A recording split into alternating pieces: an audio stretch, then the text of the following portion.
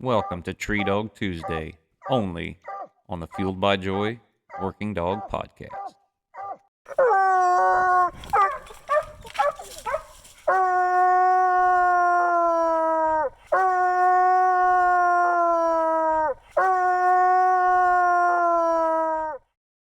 What is more difficult in the sport of raccoon hunting? Is it taking that 6, 7, 8 week old puppy and turning it into a dog that consistently trees game, a dog that is reliable, accurate, all those things that make it a joy to turn loose in the woods at night just for fun? Or is it taking a dog like that and putting it in high-end competition week after week, month after month, year after year, and keeping that dog operating at a high level, not just to put you in the winner's circle, but to even give you a chance to be put in the winner's circle? We all know those dogs that give you a chance every cast. That's all you can ask. That's all you need to be a big time winner. But that dog needs to be able to do that week in, week out against some of the stiffest competition out there. So what's more difficult? You hear it all the time. I hear guys say, "Oh, these guys never train their winners. If I had an unlimited amount of funds and all that money, I could go be a world champion too." But here are my thoughts, and these are just my thoughts. Now, I did pose this question on our social media, on our Facebook page at Canestream Media, and I was surprised by the responses. Vast majority of people said it was harder to keep a dog right long term going up and down the road as it was opposed to training a puppy. And of course, I believe that as well. But you still see these comments. Oh, they just buy their dogs. They just buy their dogs. They just buy their dogs. Every time Strickland and Ann win, or Weed wins, or Duel wins, or Award wins, if I had that money, if I had a backer, if I had this, if I had that. It's not that easy, folks. As a guy who's been there, who's been able to take a dog from a baby puppy to a fairly consistent cast winner, I always found it much harder to keep that dog operating at a high level. Um, for one, once the dog peaks, it is so hard to keep it there. It's no different than a great athlete, but to keep that dog operating at a high level, you have to do the same things over and over, all the time. Be consistent. It gets mundane. It is hard not only for the dog but for the handler. If a dog thrives in a crowd and you need to keep it in a crowd. You're always hunting with somebody. You're always going somewhere every weekend through the week. You're doing all that thing. You're not just taking it a couple drops behind the house once or twice a week, most often, depending on the dog. And so to me, the just sheer boredom of hunting a finished, well operating hound night after night, week after week, month after month, year after year, just to keep it there is difficult. I mean, that is super, super hard to do. Uh, I'm doing it right now. I have a dog that I think is in top form. He's 2.5 years old. The trick is to keep him there for the next 2.5 years. Good luck. It is so boring turning that dog loose every night. Even though he is the kind of dog that you can hunt him primarily by himself, I don't have to take him up and hunt him with friends. I don't have to drive him away from the house. He's a pretty easy dog to keep sharp, but he has some things. He has some things that you got to work on constantly. He has some tendencies that he wants to do that you got to keep pushing him. You got to keep hunting him. You got to keep driving him to keep him from reverting back to those tendencies that could cost him a big win. And so when we look at guys like Strickland and Weed and Ward and Duel and Ryan Krausen and even myself to an extent, I get all my entries paid. Um, yeah, it's you can look at that and think, oh man, if I had all my entries paid and a dog given to me, I could do that too. But you don't see what these guys go through the week, how hard it is on the dogs driving up and down the road, uh, doing all that stuff that they do, living in a dog box, a handler living in a hotel or an Airbnb or whatever every weekend. It's harder on dog and handler than I think a lot of people give them credit for. Now, that being said, I don't know any of those guys that could start a puppy from scratch, but I don't know any of them that want to. And they'll openly admit it. Scott Engel is one of the guys I believe, he'll start a dog. Lane Danny starts all his. It seems like he's got all of his either from puppies or young dogs. I believe Emmy was just barely even going hunting whenever he got her 6, 7, 8 months old. Same with Shot. Juice raised from a puppy. Kevin Cable uh, has a lot of started dogs, puppies, stuff like that he starts. There's a few of them that do it, but a vast majority of them are going to find a dog from a guy like me or you or somebody that's pretty good at getting one started. And they're going to either draw it in one of its first casts or they're going to hear about it, or guys like me are going to sell it and they're going to pick it up. But there's always something that needs worked on those dogs. It's not just a turnkey dog that you can go turn loose and win with. You've got to learn the dog's got to learn you.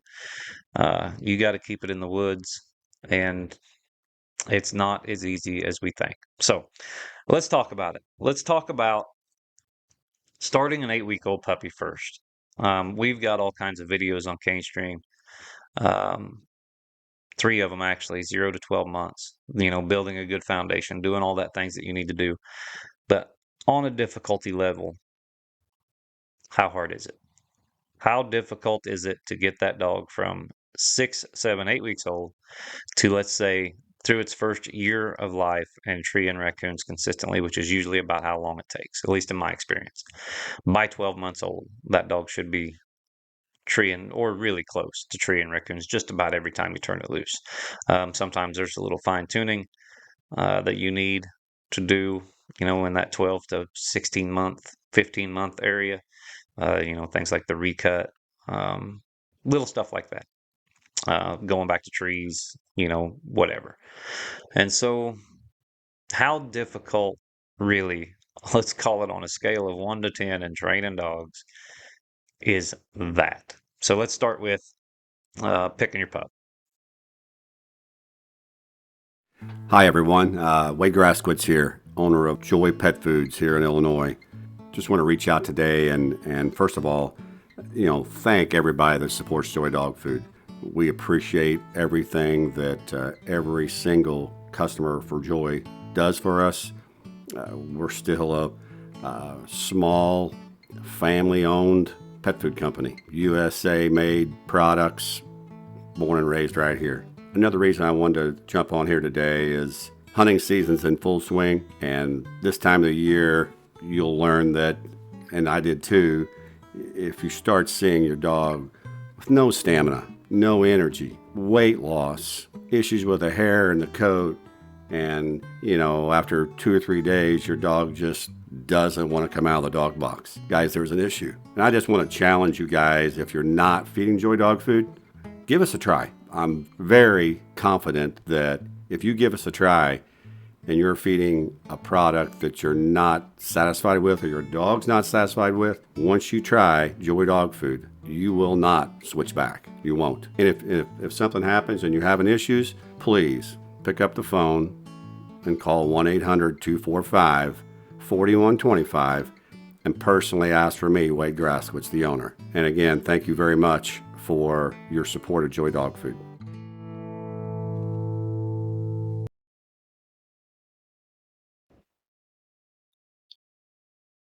To me, the hardest part about starting your puppy is the first maybe 3 weeks, 2 to 3 weeks. Man, they are fresh off their mother. They're fresh away from their litter mates. They are going to whine. They are going to cry. They are going to bark. They're going to do all the things that puppies do. And to me, that's the hardest part because it drives me crazy. Now, here's the thing about a puppy. I lay my hands on them every day. I turn them loose every day for 3 months. That puppy just gets turned loose to do what it wants for a little bit every day. I know there's a big proponent and big group of people that say, hey, just let them run loose. They'll start themselves. They're naturals. If you're able to go to a place that does that, there's starting pens. We can put them in a pen. We can send them to a training facility, all that stuff. Not a fan of any of it, to be honest. It's basically a couple months. letting that puppy out every day, petting that puppy every day, playing with that puppy every day, letting it go on short rides in the vehicle, in the dog box, things like that every day. It doesn't have to be long. It can be 15 minutes, it can be 3 hours. But every day, that puppy needs some attention. And I think that is important in a building block and making a puppy that is not backwards, that is not shy, that is not scared, that is not all the things that it needs to do. You need to expose it to different things. You need to do all that. That's easy. That's a piece of cake. So 4 or 5 months old, until then, I mean, this puppy, other than dealing with the barking before you get it trained to do otherwise, um, yeah, piece of cake. So you're taking the first 3 months basically off. You got a pet. You're not doing a whole lot of groundwork with this thing. Maybe you've taught it to lead. Maybe you've tied it out some so it gets used to being on a leash, and you walked it around the yard and you've got it leading, maybe even loading, maybe things like that. But it's easy. You got 3 months of not much. Now this pup's 4 or 5 months old, and you're going to start taking it out at night. Uh, Basically 3 or 4 nights a week. You throw it in the dog box. You turn it loose with the other dogs while you're hunting. You make it fun for a month, maybe two, depending on how the puppy acts. That's it. You don't do anything. You're already hunting. If you don't have an older dog, you take the puppy out at dark, you turn it loose. Maybe you catch a cage coon. Maybe you do some things like that. A few drags, nothing crazy.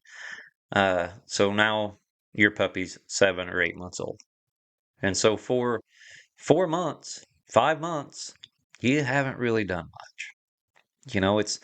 It's basically just care for the dog, let the dog be a dog. Um, no big deal. At 8 months old, 9 months old, they start getting a little gamey. They start wanting to chase stuff. They start going hunting good. Now's when probably the work starts. Uh, your dog's running and treeing with the old dog. Maybe it's treat a couple easy coons. Maybe it's treat a cage coon. Now you need to start hunting this thing. All right, and you don't have to 3, 4 hours, 5 hours a night. You're still a couple hours a night at most, 2, 3 nights a week. That'll be perfect for the dog. It'll be fine. Uh, 11 months old, this thing's running and treeing coons.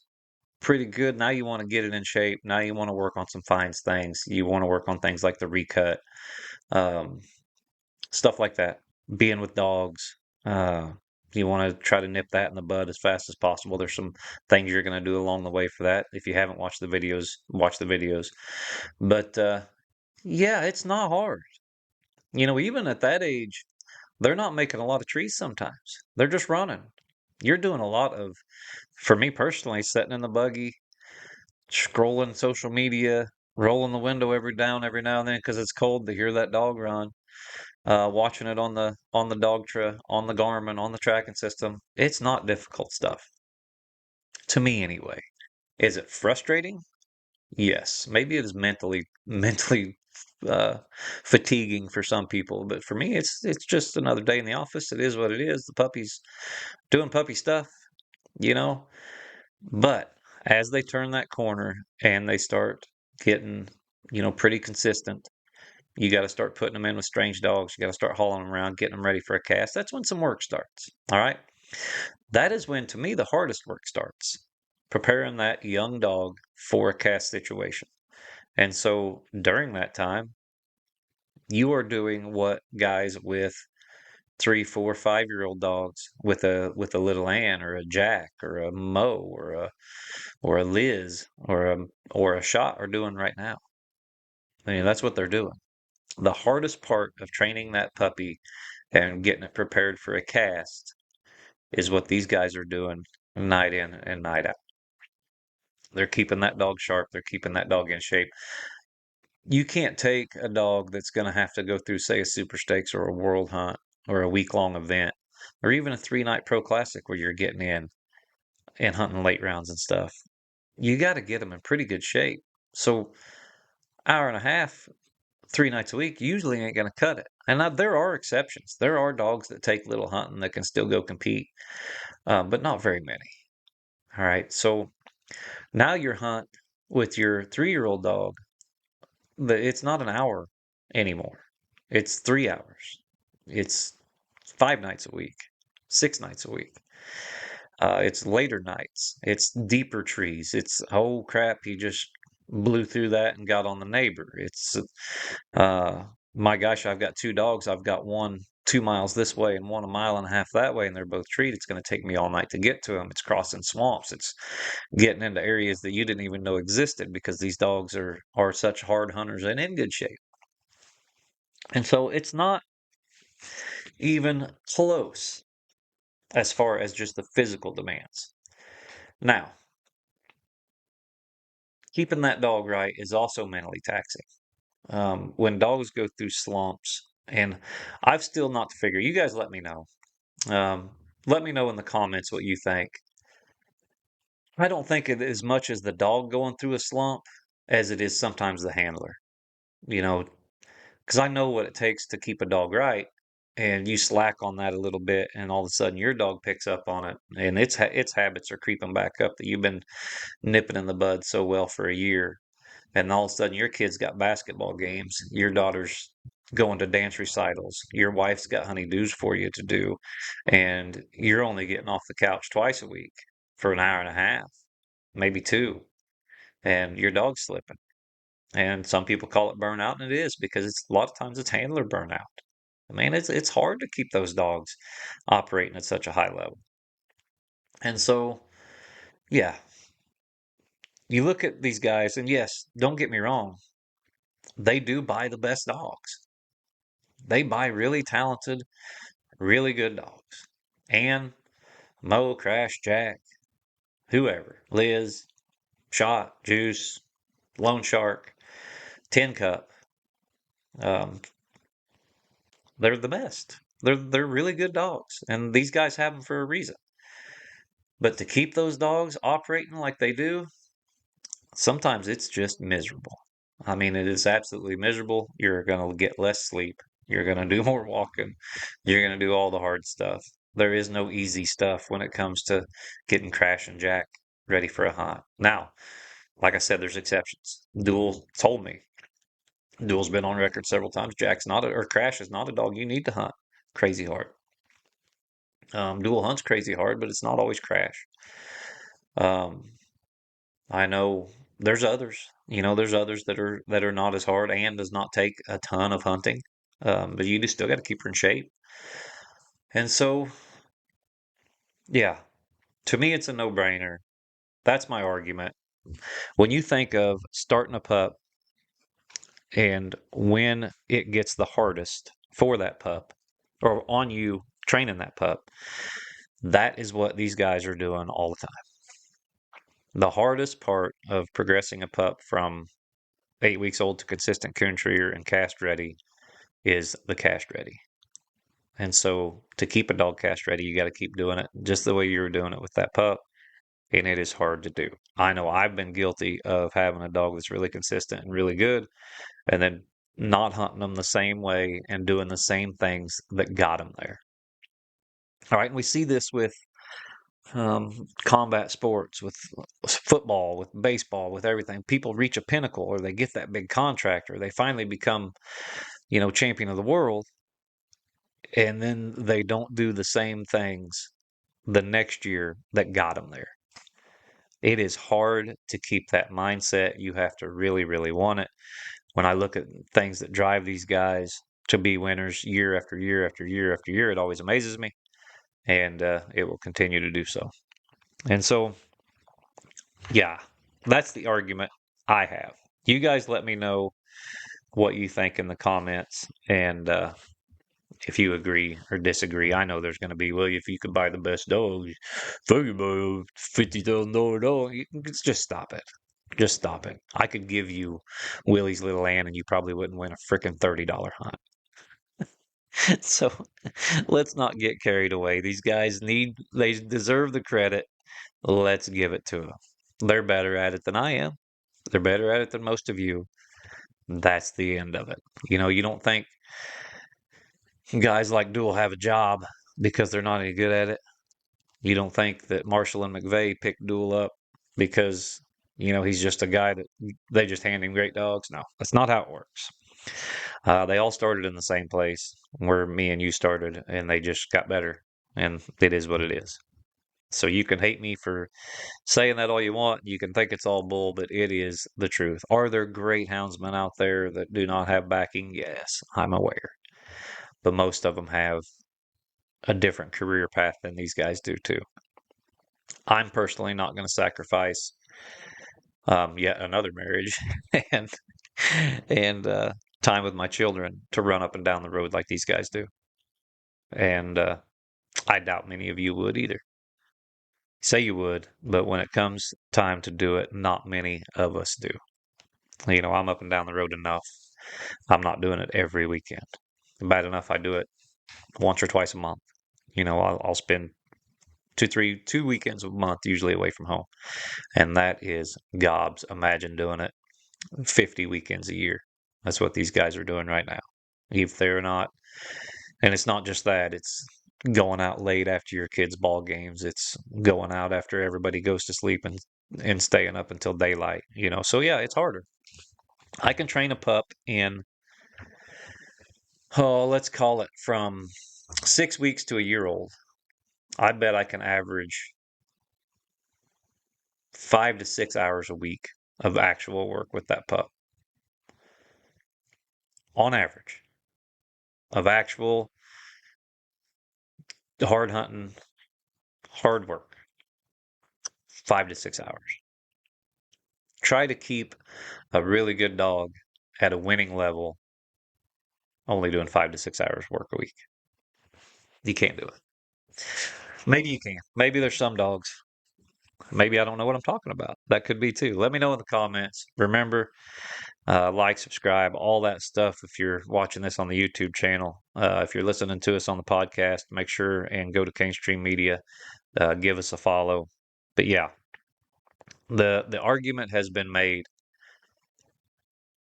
and it's not a good argument. The argument's been made that, man, these guys can't start a pup, or it doesn't mean nothing.